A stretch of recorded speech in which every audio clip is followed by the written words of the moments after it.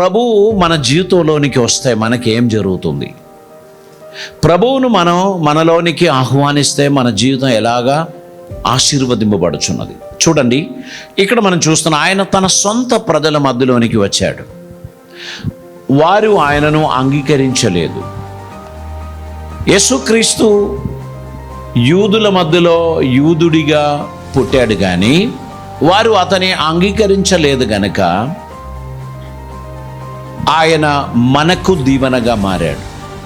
తన్ను ఎందరూ అంగీకరించారో అనగా తన నామమందు విశ్వాసం ఉంచారో వారికి అందరికీ దేవుని పిల్లలగుటకు దేవుడు అధికారం ఇచ్చాడు. యేసుక్రీస్తును ఎవరు అంగీకరించారో వారికి అందరికీ దేవుని పిల్లలు అవటానికి దేవుడు, ఇక్కడ కులం లేదు, మతం లేదు, భాష లేదు, వర్ణం లేదు, ఏ తేడా లేదు, అంగీకరించిన వారికి అందరికీ ఆయన తండ్రి అయ్యాడు. ఈరోజు మీరు ఆయనను మీ జీవితంలోనికి ఆహ్వానిస్తే ఆయన వచ్చి మామూలుగా నిద్రపోడు. మీ జీవితంలో ఆయన మీ జీవితాన్ని బాగు చేయడానికి ఉన్న అనేక సలహాలు మీకు అందిస్తారు. మీలో తరచుగా మీతో కొట్లాడుచున్న దుష్టుని తంత్రముల నుంచి మిమ్మల్ని తప్పిస్తారు. మీకు కలుగుచున్న శోధనల నుండి మీకు విజయం అనుగ్రహిస్తారు.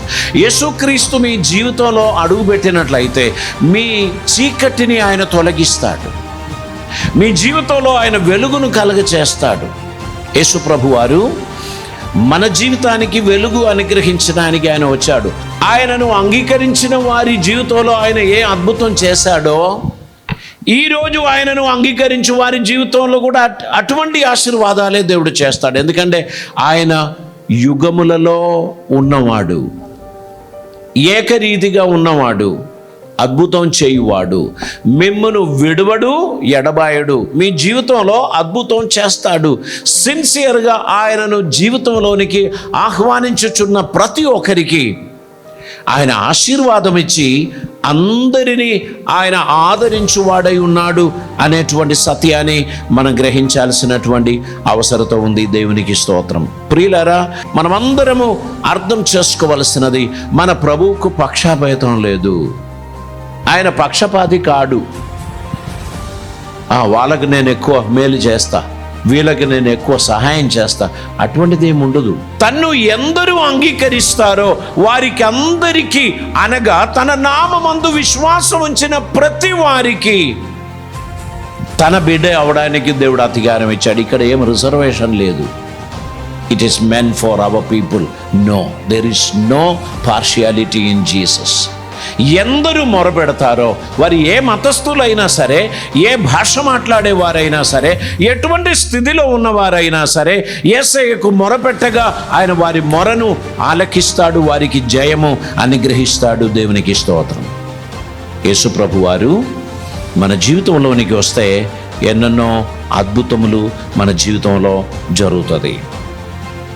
అక్కడ మరణించిన వారిని ఆయన తిరిగి లేచాడు. రోగులైన వారిని ఆయన ముట్టి స్వస్థపరిచాడు. ఆయన అనేక రకాలైన అద్భుత కార్యములు చేసినట్లు పరిశుద్ధ వాక్యం మనకు జ్ఞాపకం చేస్తున్నారు. దేవునికి స్తోత్రం. ఆయన ప్రతి సిచ్యువేషన్లో ఉన్న ప్రజలను ఆశీర్వదించినట్లు మనం చూస్తున్నాం. ఎవరైనా సరే, ఇద్దరు ముగ్గురు దేవుని సన్నిధిలో మోకరించి ప్రార్థన చేస్తున్న స్థలంలో దేవుడు ఉంటాడు. దేవుడు వారిని దర్శిస్తాడు. దేవుడు వారి జీవితంలో అద్భుతం చేస్తాడు. మనము దేవునిచ్చిన వాగ్దానములను అంగీకరించి వారిగా దేవుని సన్నిధిలో మనం ఎదురు చూచిన ఎడల దేవుడు ఖచ్చితంగా మన జీవితంలో అద్భుతమైన కార్యాలు చేస్తారు. దేవునికి స్తోత్రం.